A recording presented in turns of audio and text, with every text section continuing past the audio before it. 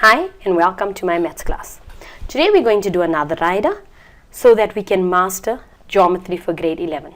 Now remember, if you don't know the summary, you're going to have a constant problem doing this. So you must be able to rattle off all your theorems under a minute. You must know which ones are center related, which are 90-degree related. You must know which ones work with angles in the same segment, which ones are related to tangents. When you see the words, then you must know, okay, I know these theorems, I know these theorems. Alright, let's look at the following information. In the following figure, M is the midpoint. God, now that would become important. The center becomes very important because now we have a center and we have a midpoint which gives us 90 degrees. That is your midpoint chord theorem. Where you got the center, you got the midpoint, so we can assume that M is 90 degrees. Then it says the circle has a center O and OQ is a radius passing through M. Now if it's a radius passing through M, then we know that's the rule for the midpoint. This is the radius that would probably come in handy later. LQ is produced to meet tangent PN. Now tangent, what do we have? We have an angle and then it's going all the way up to L. Remember tan chord theorem, where the angle between the tangent and the chord is equal to the angle in the opposite segment. And then they tell us that PN is perpendicular to PQ. That means 90 degrees. It means perpendicular simply means I'm 90 degrees. Now what do they want? They want us to prove that NPQM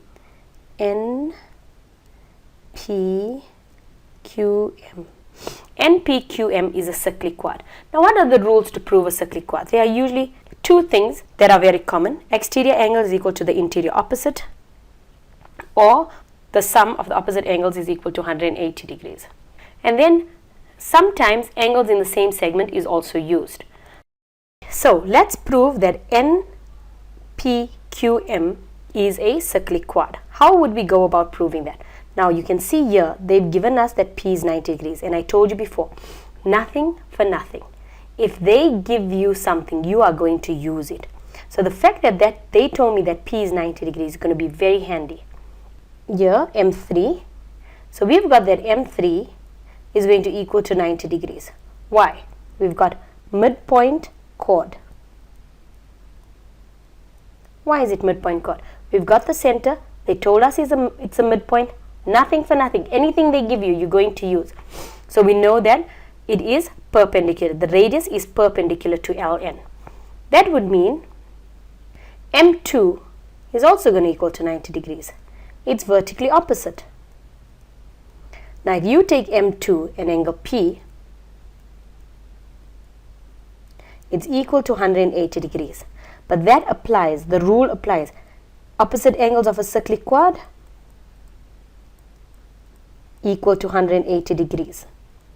Therefore, we can conclude that NPQM is a cyclic quad. Okay, now they're asking for us to prove that NQ is equal to QL. Now this one here is based on your grade 9 work, where you actually have to prove that triangles are congruent. So if I'm looking in triangle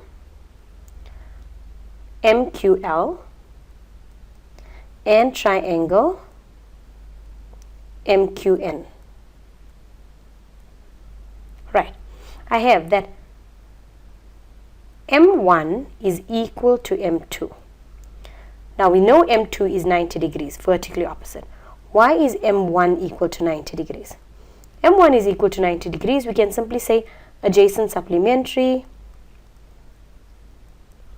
because if you look here, M3 and M1 are adjacent to each other. So we know that M1 is equal to 90 degrees. We already gave the information that M2 is 90 degrees. Then we have that LM is equal to MN. LM is equal to MN. That was given to us in the information above. Then we've got that QM is equal to QM. That is common. Therefore, the two triangles are congruent to each other. And if they are congruent to each other, then the deduction is that LQ is equal to QN. The next question says, prove that N1 is equal to N2. Now we already have that N2 is equal to L. How did we see that information? We got that N1 is equal to L, and the reason for that, N2 is equal to L. We had worked with the tangent, so we said it was a tan-chord theorem. But L is also equal to N1. That is now a deduction from your congruency on top. So you can just put congruency. So if L is equal to N2 and L is equal to N1, therefore N1 is equal to N2. The following diagram says O is the center of the circle. Now, as I told you before, O is important. If I give you a center, I can have angle at center is twice angle at circumference. You can see they both from BC. Okay, this is usually a nice trick because sometimes you don't see it because the line is straight. So pupils must see, they're always looking for a second line. But CO is one line and then CA is one line. So that is usually a nice catch, okay? And then we're linking it to this A1. So we know when we're looking at the center, we're kind of looking at angles at center is twice angle at circumference. But if it's passing the center, it's also making a diameter. Now remember, you need to go through all your rules. Can I see a midpoint chord? No. Can I see angles at center? Yes. Can I see a diameter? Yes. Then we could look at other things. Tangent chord. Is there a tangent and a radius? Let's check if they are telling us that FC is a tangent. Yes, they are. So they're telling us FC is a tangent. So I know, hey, center, tangent, 90 degrees again. Okay, then they're telling us E is a midpoint.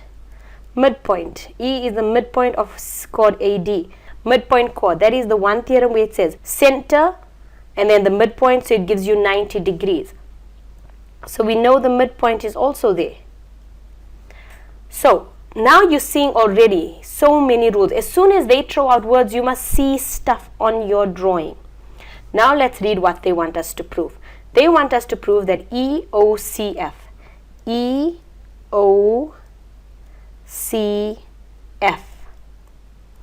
is a cyclic quad. Now we know the most common things for a cyclic quad is that the exterior angle is equal to the interior opposite, or opposite angles are equal to 180. But look, you've already got the answer in all the information you were just reading. So how did we come about these 90 degrees? Right, how did we decide that E1 is 90 degrees? We decided that E1 is equal to 90 degrees because it's a midpoint chord. Right, then how did we decide that C3 is 90 degrees? We said C3 is equal to 90 degrees because it's tangent perpendicular to radius. But E1 is an exterior angle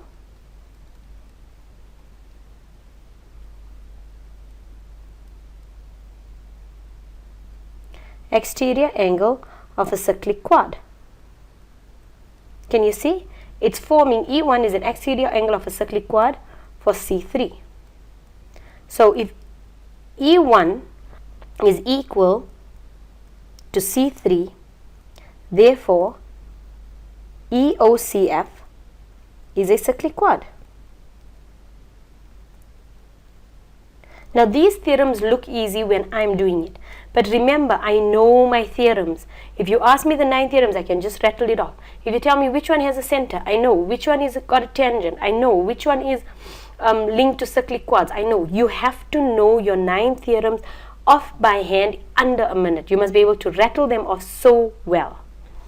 So the question says, prove that angle F is equal to 2 of angle C1. Okay, which angle is linked to F? The O1. O1 is equal to F. Why? Exterior, interior, opposite. So I have that O1 is equal to angle F. Exterior angle of a cyclic quad. Then I have that O1 is equal to 2 of A1. Angle at center is equal to 2 times angle at circumference. But I also have that C1 is equal to A1. C1 is equal to A1. Why? Tan chord.